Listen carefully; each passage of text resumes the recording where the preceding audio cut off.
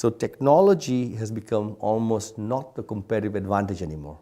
The advantage is the integration of that technology to create new things.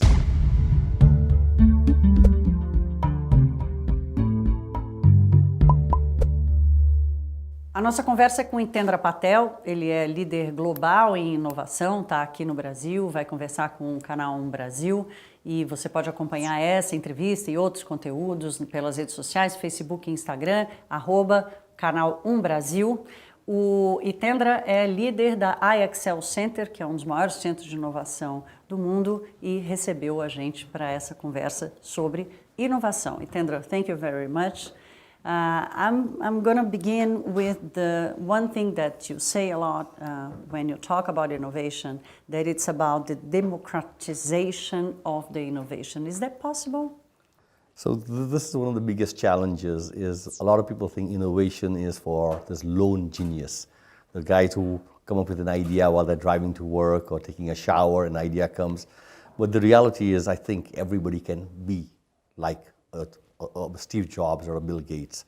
And there are methods on how they think. And the way they are able to become geniuses is they have more dots, more dots. And because they have more dots, they can see more pictures. And then another thing they have is an ability to connect the dots.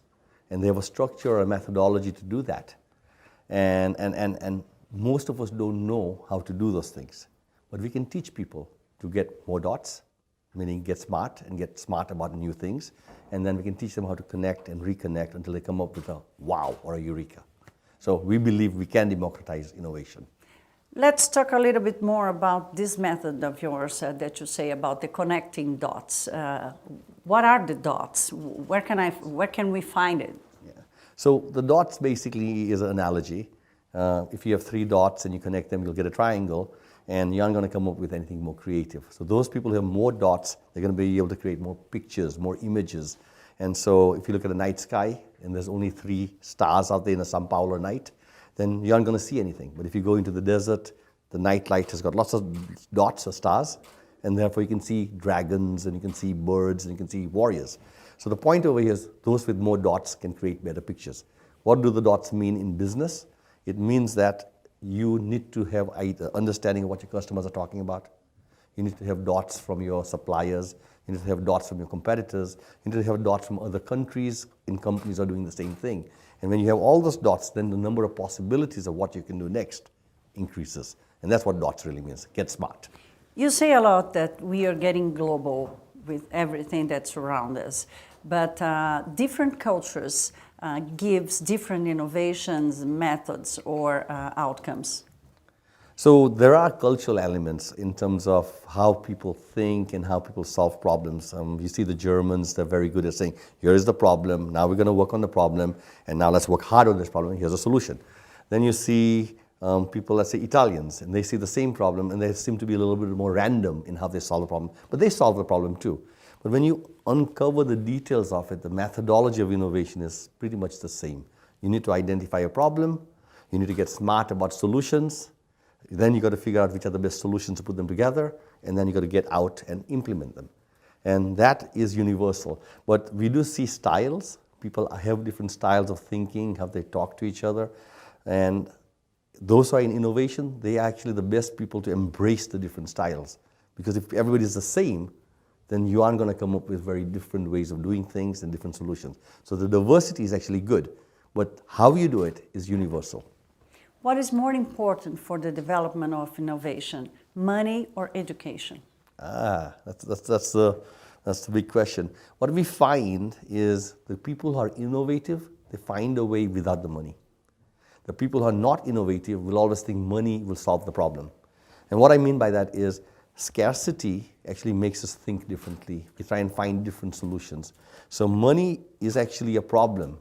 If you have money, then you're actually lazy, and you'll use money to find solutions. But if you don't have the money, then you'll find partners, you'll find different ways to get things done, and that's how actually innovation happens. So scarcity is important. It's education, people who are patient, people who are resilient, people who don't give up, people who stay the path. And those guys are more likely to be successful than the person with the money, but money and that personality is probably the best recipe. When we think about countries like Brazil, it's not a rich country, so we lack of investments in innovation. What does this gives us in terms of opportunities or the development of the innovation itself? Sure. So I've been coming to Brazil since 1996, and I've seen Brazil change every single year, and it grows. And I've always been impressed by the resourcefulness of Brazilians, the resilience of Brazilians. The economy here goes from up and down, and yet you see the Brazilians, they smile and they kind of push through and they survive through this thing. So they have grit, they've got perseverance, and they find ways to solve problems. So Brazilians are incredibly entrepreneurial actually, but the challenge is the economy goes up and down so much that you have to survive through the down to be able to get back to the up. And this is one of the challenges, is this up and down part of the economy that affects Brazilians.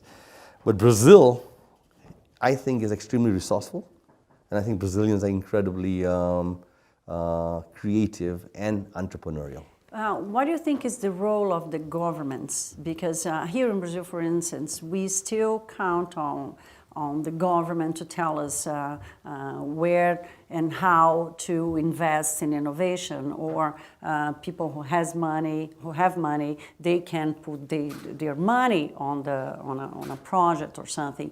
But how do you see the role of the governments in the system of the innovation? So the government plays a big role in terms of choosing directions where the country wants to go. So when we looked at John F. Kennedy in the United States, he says, we're going to put a man on the moon.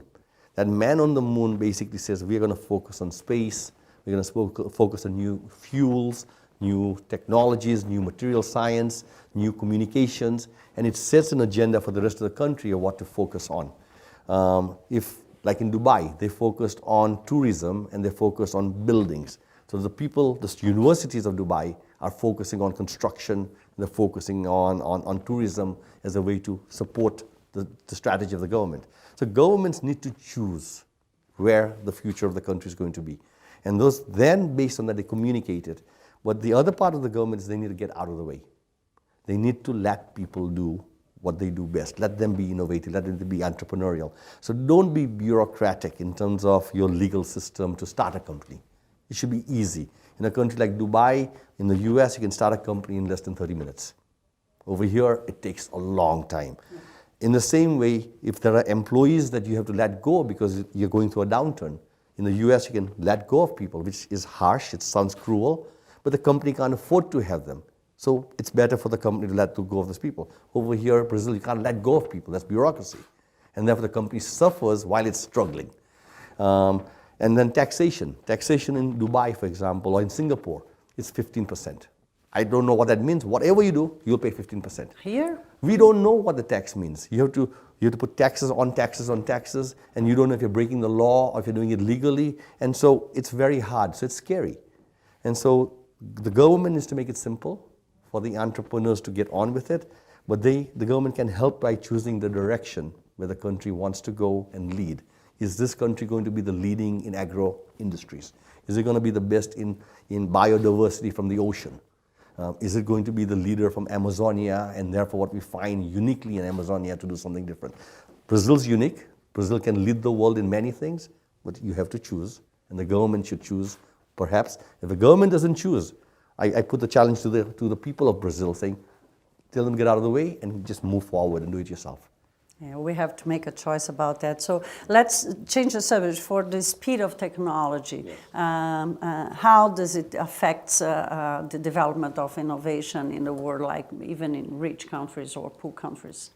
So the good news is, for the first time, all this technology that's coming is actually democratizing the world. So the knowledge of MIT and Stanford and the science and technology which comes out of there immediately is available through the internet, in a university in São Paulo or somewhere in the middle of Manaus. Similarly, the people are moving. We've got Brazilians everywhere now, around the world. And those Brazilians, when they come back, they bring great ideas also. And it's easy. So technology has become almost not the competitive advantage anymore. The advantage is the integration of that technology to create new things. If you look at Apple, Apple didn't create any technology All the technologies existed, batteries, screens, the storage device. They put it together with a nice design and got it out to the market. If you look at Facebook, Facebook used all the technologies of the internet to create the Facebook social media software. We can create those apps over here. So today, an entrepreneur or a big company here can compete with anybody else in the world by just bringing people. And you can bring consultants, and you can hire people from Paris or from New York to come and work over here. And people will love it. So the fact that we don't have money to go with the same speed in the technology, it doesn't mean that we won't have innovation. Oh, look at countries like little countries like in Hungary, in Czech Republic, and even Israel. But I think the Eastern European countries are the best. They're the leaders in IT, the leaders in apps development. Skype and all the technology comes out of that area. How did they do that? They didn't create any of the base technology, but they integrated. So the opportunity exists in Brazil to create great companies. And yes, science and technology research is important, but that doesn't mean that if you're not doing it, you cannot play on a global area, because innovation has been democratized. You talked about big companies, but a lot of these big companies in innovation in the world, they started as a startup, as a small companies, garage companies. Do you see this is the future? This is going to be the model of the development of innovation sites? So at this moment, in the US, the top 5 companies of the US are almost 20% of almost 80% of the whole S&P 500. So if you take Apple, Microsoft, you take Google, Facebook, and let's say Amazon, the value of those 5 companies is almost the value of about 60 to 70% of the whole stock market. Right? That's how big these companies became. And most of those companies didn't exist 30 years ago, and they were startups. But every other company, including GE, there was a founder. His name was Thomas Edison. If you look at Ford, there was a founder, and he was an entrepreneur. So these companies are all founded by entrepreneurs at one point in our history, and then they look like they've been around forever. Right? So today we'll think in another 10 years, or your kids and my kids will say, Google, it's been around forever. So yes, they start with founders, and they're small companies and they grow rapidly. The difference today, I think, is a small company can become big very fast. Versus before, it used to take 30, 40 years, you can get there in 15 to 20 years now. What about fear? Fear that young people or the entrepreneurs have to start something and to think about innovation, and they don't have the technology or the money to do it. What fear they can't have to go ahead? So we want to be very careful. I mean, right now, all around the world, entrepreneurship is being encouraged by governments. Oh, we're going to have startup culture, startup meets, and all this stuff. And it's a very dangerous movement. I'm not sure it's the right thing. So what to avoid? Yeah. So what has happened is to be an entrepreneur or a startup has become cool. But that doesn't mean we're going to create great startups. So everybody now wants to be an entrepreneur. So when I teach in my business school, I ask my MBA students, how many of you want to be an entrepreneur? And they all put their hands up. By the end of the year, only 2 or 3 are actually entrepreneurs. So what's happened right now is we're spending a lot of money on creating entrepreneurs, but they're not entrepreneurs. They are trying to be an entrepreneur. They're learning to be an entrepreneur, and most will fail. So the money the governments are spending on those things may be not the best use of money. That money could be invested somewhere else into companies where there are already entrepreneurs, and maybe we can make them 10 times bigger. So let's wait for the entrepreneurs to become entrepreneurs. What's the alert sign for that? I think a good entrepreneur is somebody who already knows how to buy and sell, buy things from somebody and sell something. They know how to make something. They know how to hire people and fire people. They know how to do accounting and finance. We have right now a culture called startups where there's a whole bunch of young people who have got ideas, but they don't know how to hire and fire. They do not know how to do finance. They don't know how to maybe make a team. And we're investing on those guys when we should be investing on the guys who already know how to do some more things. And there the money is less risky and the upside is much greater. As you know, Brazil, how do you see us? Where do you see us in these rates of technology, but most of innovation? Not by our will to be innovators, but a real capacity to do it. So I was very fortunate. I worked with Braskem, I've worked with Bunge, I worked with Natura, and Vale and Havaianas as a consultant. Havaianas is a huge case. Yes. And I helped build the innovation management systems in many of these companies in Brazil. And I have seen a couple of things. There is a mindset of wanting to be global. There's a mindset of wanting to do things which is better than the competitors. But the main mindset, which is the challenge for Brazil, is very few of the entrepreneurs or the innovators of these companies want to be a first mover. They always ask, has somebody else done it already? And if somebody else has done it, then they'll say, then let's find a way to do it better, quicker, faster. But if nobody else done it, it's got high risk of nobody approving it. So first mover type of thinking is not supported as much, it feels too risky. So Brazil needs people to basically say, hey, look, our Brazilian companies should be number one in the world. And we want to compete in the world, and we don't need to wait for somebody else to figure something out so we can do a fast follow on it. So Embraer is a good example of a leader, but not many of the other companies are exhibiting that. And so this amount of creativity and initiative to be first has got built into it. There's nobody else to follow. So it's like when you drive a car on a highway and there's police on the road, you like to follow a car which is going very fast. If the police pull over the first car. So you'd like to follow that car. But when that car's not there, can you drive still as fast as you can? And most people are comfortable following somebody else. I would like to see Brazilian companies take the position saying we don't need to look at other companies to find out what to do next. We should be able to figure out what's next and let other companies copy us.